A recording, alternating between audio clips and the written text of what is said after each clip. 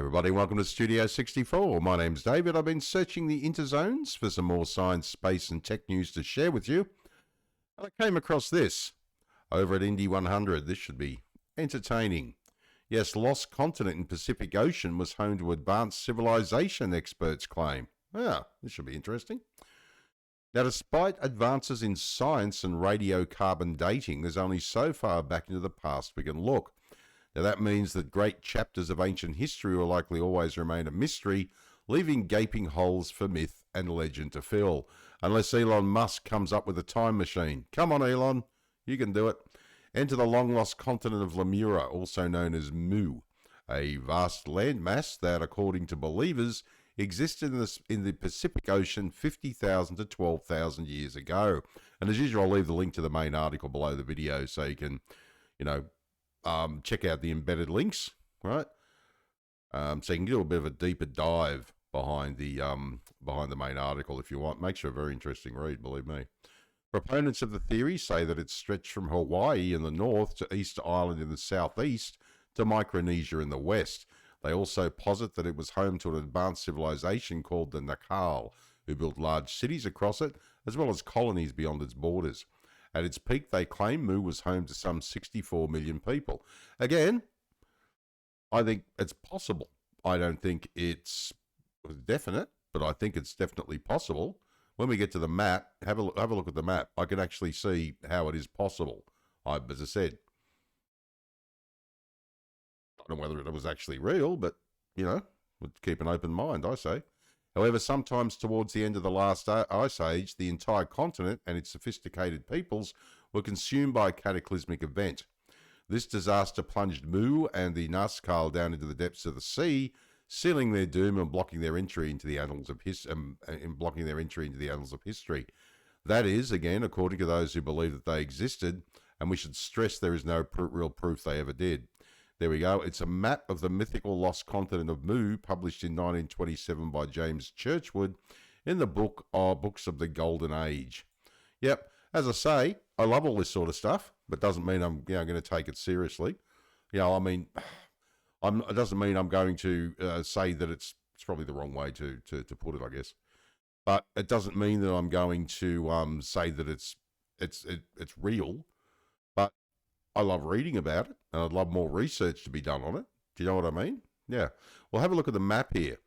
See, you've got Hawaii, Tahiti, Samoa, and Mu was and this was the entire continent, and our little green dots here, Tonga, Samoa, Tahiti, Fiji, you got Easter Island over here, you got the Carolines, the Ladrones, the Gilbert, you got Hawaii, Marquesas. I really don't know how to pronounce that. I do apologize. But I could see what would happen, though. I mean, it is a possibility. You've got this giant island, and Samoa, Fiji, Tonga, Cook, Hawaii, Easter Island were higher, right, than Mu, which is obviously lower, closer to sea level. Major cataclysm happened. The only things that survived were the high ground, which would be Easter Island, Hawaii, Samoa, Tahiti, higher than Mu, the main part of Mu. Yeah, so it's a possibility. Interesting. See, geographical position of Mu, where the sacred and inspired books were written BC 70,000. Love to read some of those sacred and inspired books, to be honest with you. Fascinating. Indeed. The land of Mu was first introduced to the world as a concept by British-American travel writer Augustus Le Plongeon, if I can pronounce that correctly. Clearly not. Back in the late 1800s. Now, he declared that several ancient civilizations, including Egypt and Mesoamerica, were created by refugees from Mu, which he located in the Atlantic Ocean. According to a blog, the blog A New Science of Everything. Now, please, correct me if I'm wrong, but I don't think I am. Again, I'm no scientist or oceanographer, but he located in the Atlantic Ocean. Then why is this labelled the Pacific Ocean, and why is it between Australia and the Americas, Asia and Americas? I thought that was the Pacific Ocean. Interesting. Still, you never know. Right. Now, Laplongeon made the eyebrow-raising claims follow his investigations of the Mayan ruins in Mexico's Yucatan region.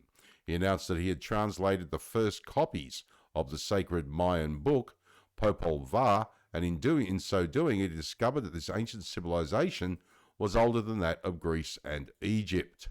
Again, it's just very, very interesting. Laplongeon suggested that the civilization of ancient Egypt was in fact founded by Queen Mu, a refugee from the lost continent. Now, meanwhile, the other refugees supposedly fled to North America, Central America, and South America, becoming the Maya. And they didn't bother going to Australia? Okay. Interesting. Moreover, the writer and photographer suggested that the land of Mu, of the Mayas, was the true identity of the mythical island of Atlantis. Okay. Again, there's a couple of things there that don't match up, but it's an interesting read. Augustus Lee Plodgion Wright, exploring the Yucatan with a local man. Yes, there we go. And there's our little picture there, and there he is on the right. Good old Augustus. And there's our local man. Shame they didn't name him. He's probably a nice bloke. Need the money for his family, so the white fella paid him. Hope he overcharged him. Yeah. No, I'm only joking. No, it's just quite interesting that, again, I vaguely remember me reading about Mu, right? Obviously, I've read a bit about Atlantis, but, as I say, it's just something that interests me. I love all this sort of historical, mythical archaeology. It's just amazing. Laplongion's ideas were then expanded upon by his friend, Scottish writer James Churchward, in a series of books published in the late 1920s and 30s, although he said Mu was located in the Pacific Ocean. Now, Churchward claimed that more than 50 years earlier, while serving as a soldier in India, he befriended a high-ranking temple priest who showed him a set of ancient sunburnt clay tablets. Now, these were supposedly written in a long-lost Naga Maya language, which only 2 other people in India could read. Now, Churchward said he promised to restore and take care of the tablets if the priest helped him to decipher their meaning.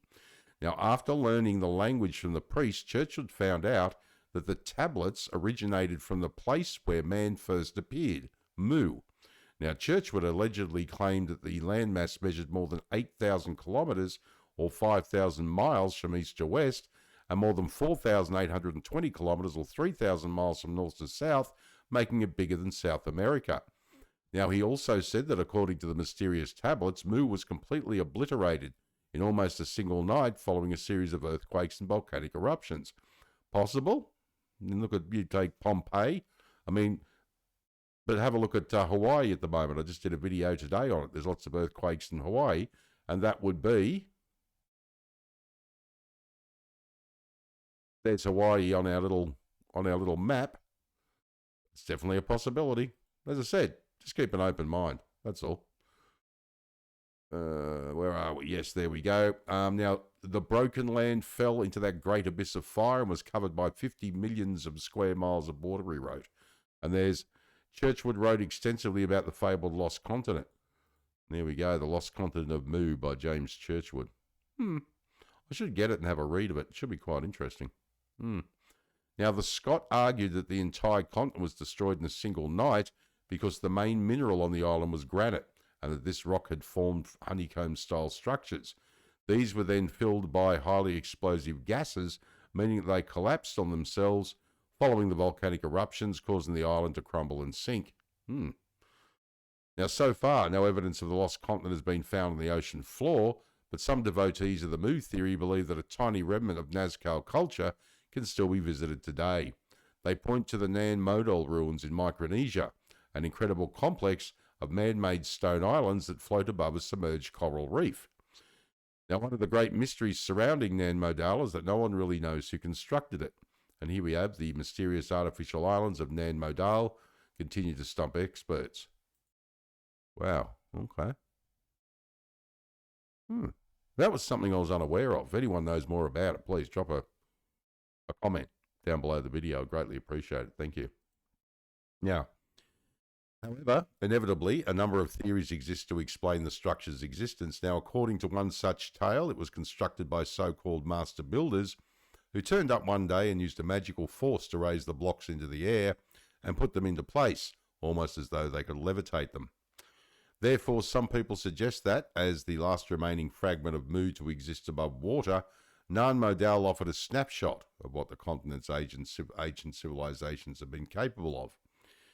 Now, unless it's something like I did a video on, excuse me, the other day on the river Nile, where they found that there was part of the river that would have run past the area where the pyramids were built, and they could have floated these massive stones in. I'm wondering if this was something similar. Again, not dismissing the Nan Madol theory entirely, how it came from Mu, but just thinking they could have got these, what we're looking at here, they could have got them in this river if that river existed at that time. That's a possibility. They could have floated it in. Now speaking to the History Channel's The Unexplained, one researcher said when it comes to looking for this lost continent of Mu, places like Nan Madol really do suggest there could be much more than we realise on the bottom of the ocean. This, if nothing else about the story, is certainly true. Yeah, I did a video the other day about a Roman villa that's just been discovered off the coast of Italy. Very interesting. Quite a few thousand years old. Check that one out too. There we go, bashing the microphone. Congratulations. But yes, the lost continent of Mu. Very, very interesting.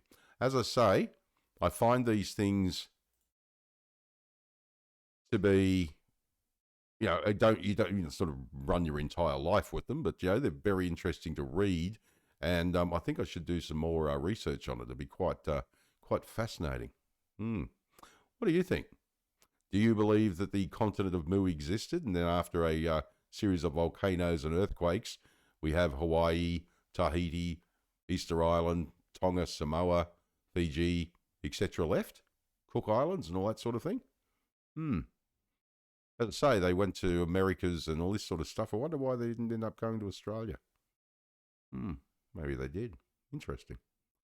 All right, well, my name is David. Thanks for joining me for another Studio 64 Science, Space and Tech News update. I shall see you in the next one. If you enjoyed this video, please like, share, subscribe. I'd greatly appreciate it. And if you're up for it, drop a comment down below the video, because I'd love to hear what you think. All right, take care. And as I always say, if you can't be good at it. And as I also always say, fascinating, but quite impossible.